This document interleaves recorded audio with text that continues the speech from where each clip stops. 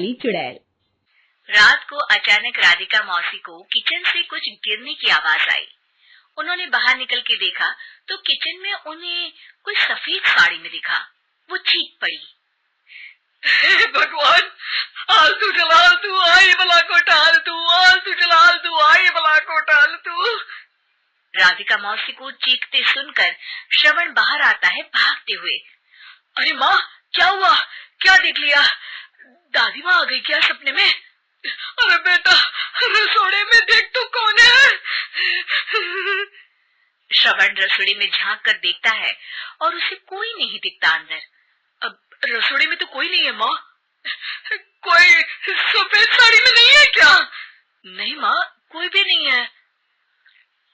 चिल्लम chilli की आवाज सुनकर काजल भी वहां आ जाती है। अब क्या हो गया माँ जी? अरे बेटा, रसोड़े में एक चुड़ैल थी सफेद साड़ी में। अरे क्या कर रही थी वो अंदर? अरे बताया नहीं, कल आएगी ना तो पूछ लूंगी। चुड़ैल जी, आपका क्या प्लान है? माँ जी, रात बहुत हो गई है, आपने कोई बुरा सपना देखा होगा, चलिए सो जाइए। राधिका मौसी सोने तो चली जाती है पर उनको रात भर नींद ही नहीं आती। वो कुछ भी उलझुल बातें सोचने लगती है। कहीं चुड़ैल की वजह से तो घर में टेंशन नहीं हो रहा, कहीं उसी की वजह से तो वो दादी नहीं बन पा रही। सुबह जब राधिका मौसी रसोड़े में छानबीन करती है तो पाती है कि नींबू का अचार गायब है। चुड़ैल नींबू का अचार ले गई? मुझे तो ठीक नहीं लग रहा कुछ। चुड़ैल को भी पता है कि जिंदगी का असली मजा तो खट्टे में ही है। राधिका मौसी झट से श्रवण को फोन कर देती है। बेटा, मुझे समस्या समझ में आ गई है, हमें एक तांत्रिक की जरूरत है।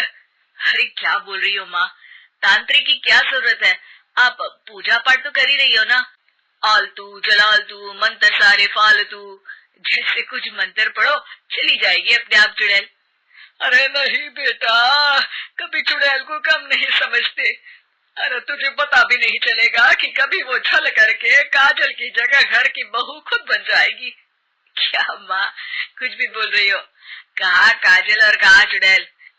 वैसे एक बात बताओ, काजल को अगर गाने के लिए बोल देना तो चुड़ैल काजल की आवाज सुनकर घर तो क्या, धरती लोग छोड़कर चली जाएगी। तुम ना पढ़े लिखे बच्चे हर चीज को मजाक समझते हो। तुम रहने दो, मैं खुद ही तांत्रिक को बुला लेती हूँ। अच्छा सुन, शाम को इमली लेके आना। क्या है कि चटनी खाए बहुत दिन हो गए है ना? नहीं माँ, इमली तांत्रिक से ही मंगवा लो ना, आटा वगैरह भी उसी से पिसवा लेना। देखो मुझे काम करना है। श्रवण रात को कई तरह की सब्जियों के साथ माँ के कहने पे चटनी के लिए इमली भी ले आया था, लेकिन राधिका मौसी के दिमाग में अलग ही फिल्म चल रही थी। उन्हें अब सिर्फ शक ही नहीं यकीन होने लगा था कि शायद चुड़ैल ने श्रवण पर अपना जाल बिछा दिया था, जिस वजह से श्रवण उनकी बात ही नहीं मान रहा था। पर कोई नहीं, आने वाली रात में राधिका मौसी खुद तैयार हो गई चुड़ैल को पकड़ने के लिए। रुद्राक्ष की माला, तुलसी का पत्ता, हनुमान चालीसा सब हाथ के पास ही था, बस चुड़ैल का इंतजार था। और जैसा राधिका मौसी ने सोचा था वैसा ही हुआ। वो चुड़ैल उस रात भी आई, पर वो राधिका मौसी से तेज निकली और राधिका मौसी के उससे पकड़ने के पहले ही वो भाग खड़ी हुई। जरूर बहू पे साया है उस चुड़ैल का, तभी तो श्रवण के कमरे में गई है। और अगली सुबह राधिका मौसी पिछली रात हुए हमले में किन चीजों का नुकसान हुआ उसका हिसाब लगा रही थी। उनके खेमे से एक आम के अचार की शीशी भी गायब हो चुकी थी और वो इमली भी जो कल श्रवण लेकर आया था।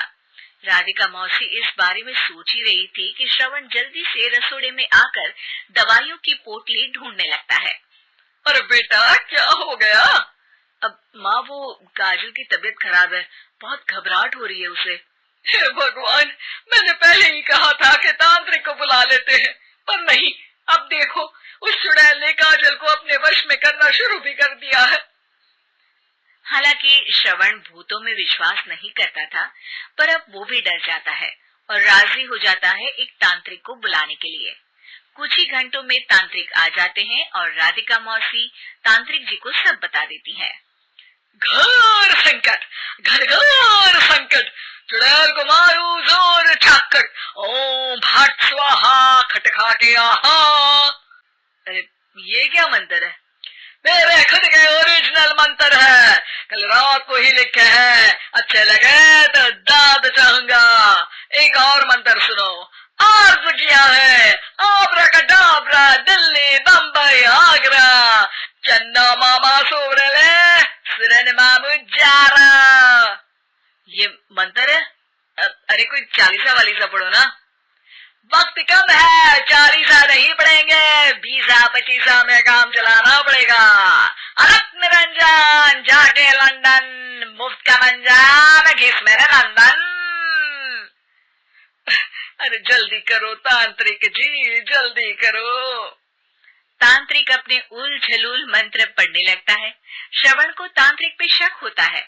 वो अपने एक डॉक्टर दोस्त को कॉल कर देता है ताकि कोई अनहोनी हो तो इमरजेंसी में चीजें मैनेज हो जाए।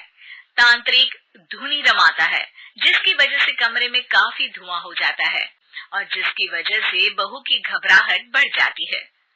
अब भागेगी चुड़ैल। हाँ। बहू खांसते हुए धुएं से बचने के लिए बाहर चली जाती है। अरे भाग रही है, भाग रही है।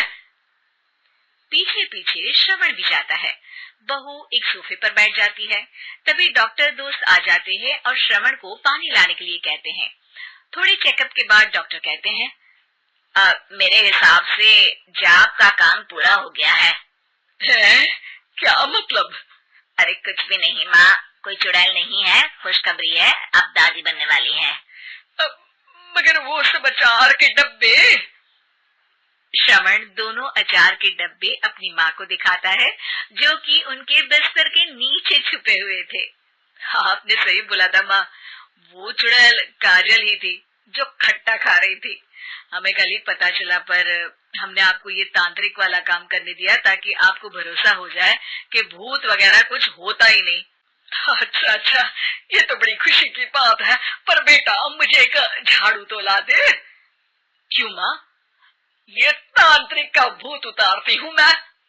अब तांत्रिक राधा मौसी के डर से घर से भाग निकलता है और राधा मौसी उसके पीछे भागती है।